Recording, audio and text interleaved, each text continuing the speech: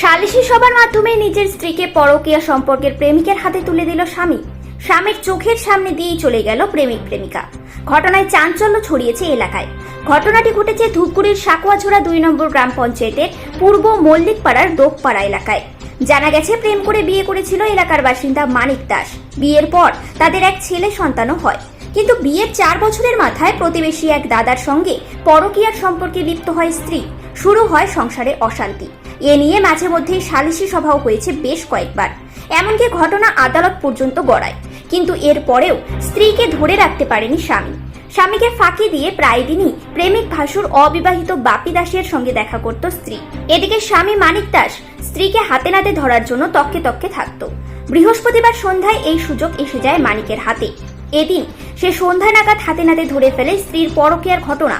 তার চিৎকারে ছুটে আসে এলাকাবাসীরা। রাতে আটকে রাখা হয় প্রেমিক প্রেমিকাকে। এরপর রাত পোহালে শুক্রবার এলাকাবাসী এবং গ্রাম পঞ্চায়েতের উপস্থিতিতে সকালে বসে সালিশি সভা।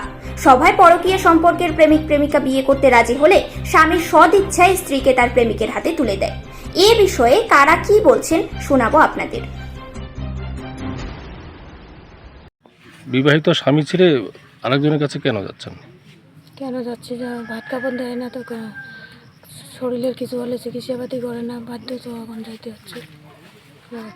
তা আজকে কি হয়েছিল? আজকে কালকের ঘটনা হয়েছে। কি হয়েছিল?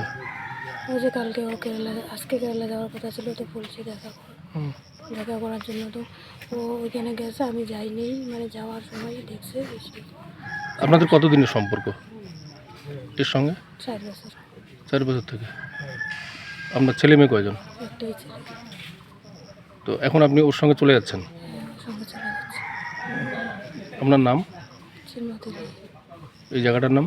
পূর্ব মল্লিকপাড়া। তো কি ঘটনা একটু যদি খুলে বলেন। অনেক দিনের থেকে ওদের অবৈধ সম্পর্ক আছে। আচ্ছা। 3 বছর হইলো, মানে 21 সালের ঘটনা। হ্যাঁ। যখন আমরা ধরি ওদেরকে, ফোনে কথা বলতো, করতো, দেখা করতো বাস বাড়িতে, যেখানে দেখা করতো। আমরা ধরে ফেলার পরে তো সালিশ মীমাংসা হয়েছে।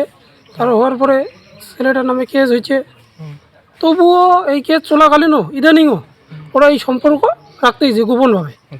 মোবাইলে কথা বলে, ওদের ফেসবুকে যে কথা বলে, ফেসবুকে দিয়ে পাঠায় কী ওগুলো সব আমার কাছে আছে, অসুবিধা নাই।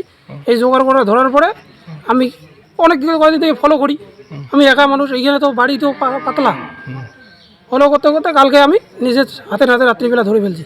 আমাকে দেখে ছেলেটা দৌড়াচ্ছে, আমি অল্পের জন্য ওকে মানে ধরতে পারিনি। এইটাই। এই এতদিন থেকে আপনি জানতেন যে ওদের সম্পর্ক কিছু? আগে তো জানতাম। হ্যাঁ, আজকে যেতে হচ্ছে কেন? আজকে এটা হচ্ছে কালকে ধরে ফেলার পরে আমি তো ধরার জন্য কয়েকদিন থেকে অপেক্ষা করতেছি, কোন দিন ধরতে পারি। ওদের গোপন সময় যে দেখা করে, ওইটাই আমি সঠিক সময় ধরতে পারি না। কালকে হাতে নাতে আমি ধরে ফেলছি ওদেরকে। আপনি কি তাহলে স্বেচ্ছায় আপনার স্ত্রীকে ওর হাতে তুলে দিচ্ছেন নাকি? হ্যাঁ, তাহলে ওরা যদি আমার সঙ্গে যদি সম্পর্ক ভালো না রাখে বা সম্পর্ক না রাখতে চায়, ওরা যদি ওই দিকেই সুখে থাকে তাহলে আমার কোনো আপত্তি নেই। ওর সঙ্গে যদি সম্পর্ক রেখে যদি সুখে শান্তিতে থাকে, আমার কোনো আপত্তি নেই। আপনার ছেলে মেয়ে আছে? আমার ছেলে একজন আছে। কী হয়েছিল কি, ওকে নিয়ে আমার কেস মামলা সব কিছু হয়েছে। ওকে নিয়ে আমি জেলও খাইটে আসলাম। তার মধ্যে জেল খাইটে আসলাম, এদের বাড়ি থেকে খুব দোষাদোষী।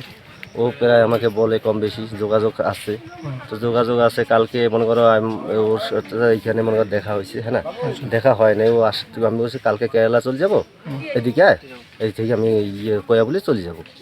বাস ওরা বলে করলো, বাস হয়ে গেল। 10-20 মিলিয়ে বলছে নিতে হবে, নিয়ে চলে যাবো। এখন নতুন করে সংসার নিব আর কি করবো। তোমাকে আগে বিয়ে করছো? আমি বিয়ে করিনি। বিয়ে করো না? আমি ছেলে আছি। তোমার নাম কি? আমার নাম বাপি দাস।